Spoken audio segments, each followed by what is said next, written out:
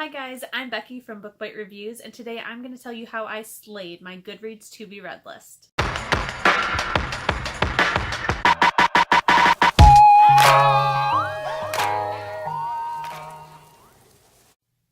If you are anything like me, your giant to be read list gives you anxiety. Thankfully, I read some articles from bookriot.com that inspired me to change everything. If you have never heard of bookriot.com, I will link them below along with the articles that I'll mention in this video because it is an amazing website that you have to check out. If you love books, this is the site for you. There are tons and tons of different newsletters that you can join so that you can get email updates when they post new stuff, but it's basically all of the book news as well as original content curated on this one site, and seriously, it is so good. So while editing this clip, I realized that it sounds super promoted, but Book Riot has no idea that I'm doing this, so I just want to throw that out there. Not a promo, I guess I just really love them. So what got me to do all this was an article that I read on Book Riot called How and Why I Keep My Goodreads to Read Shelf at 100 Books by Laura Sackton. And it got me to get my list from 1,050 down to 295 books. In the article, Laura outlines how exactly she got her list down to 100 and how she keeps it there. And I didn't exactly follow all of her steps, but inspired me to create my own.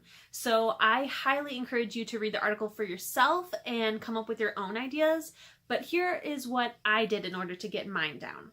Step number 1 is that I looked at my list and looked for any books that I already own. If I own them, they're sitting on the shelf here staring at me all the time, and I don't need a digital list to remind me to read them because I already have that physical reminder.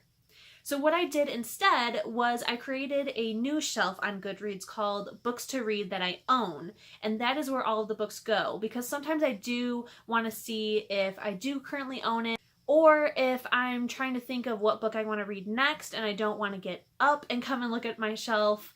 So it sometimes is easier to have that digital copy. So instead I did create that list where it's all the books that I own on a separate shelf, and I deleted all of them from my official to be read list.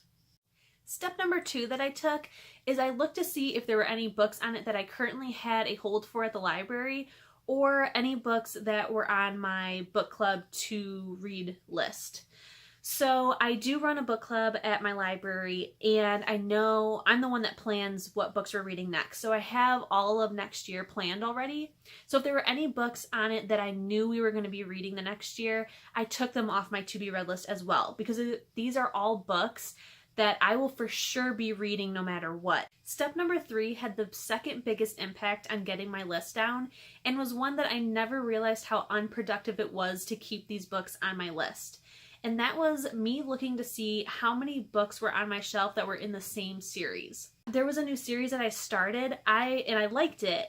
I would add all the other books in the series to my to be read list. You think that would be productive because those are all books that you want to read and books to remember to read. But the thing is you do not need all of them on your to be read list, and I never realized this.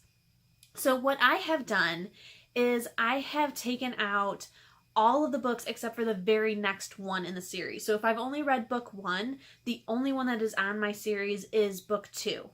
And that is because that will be the next book that I actually read. I don't need to know book 3 through whatever, because that's not what I'm going to be reading next. It took so many books off of my to be read list by getting rid of all those series books, because some series are pretty big. And also, I just never realized how silly it was and unproductive it was to keep all of them on my list, because that, like I said, that number, that giant growing number, gave me such anxiety all the time to see that my to be read list was huge.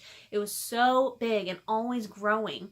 And so to take all of those nonsense books off that don't need to be on right now, it really gave me such a breath of relief.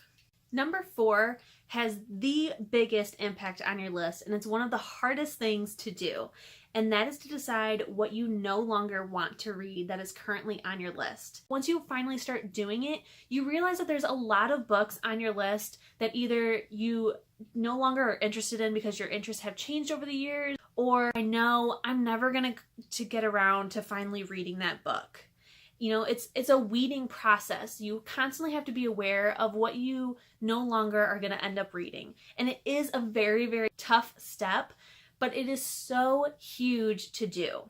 Number 5 is the step that Laura says helps keep her books under 100. And that is knowing what book you're going to read next. The whole point of a to be read list is to decide what will be read next. It's books that you want to read and that you can look at it and say, okay, this is the book I'm going to read next. What Laura does is that she sets that limit where she cannot add any more than 100 books on her shelf. And if she does want to add one, then she's got to get rid of one. And in order to decide that, she goes through the steps, and if there are, get those off. And if none of those apply at all, then I have to decide what I want to read next. And that will get a book off so that I can add one onto it.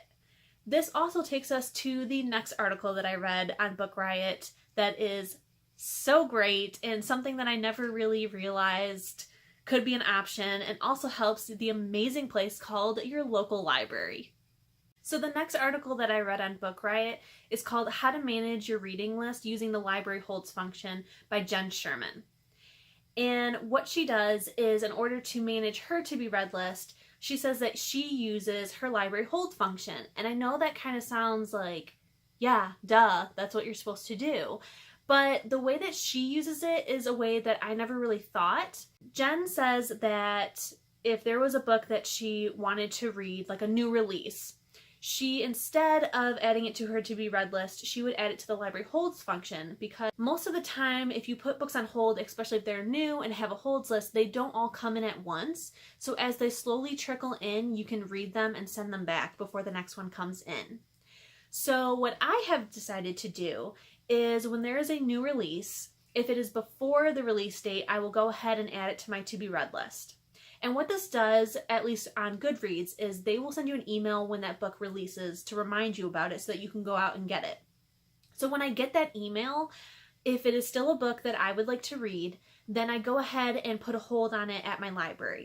If I decided to put on my library holds list, then I can take it off the list. And if I decide I no longer want to read it, I'm not going to add it to my hold list, then it can be taken off of the list. So either way, it is a win. I highly encourage you to use your library holds list, and to, instead of purchasing books, to go to the library, because it not only saves you money, but it helps your library. Libraries are so, so, so important. I don't have to tell you that. You already know that. The library is a wonderful place, but you should always be helping out your local library, and this way it is such a huge help for you and the library. The final article from Book Riot is one that I actually just found before making this video, and it's called How I Got Over My TBR by Abby Hargreaves. And this one is a lot different than the other two, but it still helps you, because maybe your list is down. Like in Abby's case, I believe she said hers was at 400 and something, so not even near the amount that I had, but it was still something that gave her anxiety. And she said that because she had this to-be-read list and it was called To Be Read, it felt more of like an assignment or some strict thing that she had to follow.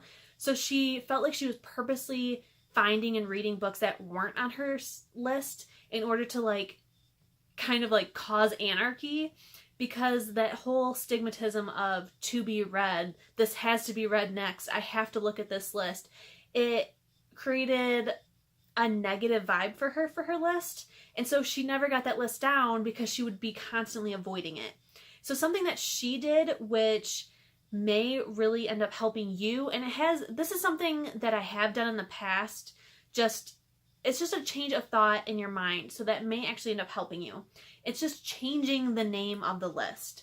So Abby changed hers from To Be Read to Options to Read. And she said that changing it from to be to options made her feel so much freer, and like it was an option to read these books. You don't have to read these books. It's just an option that could be your next read.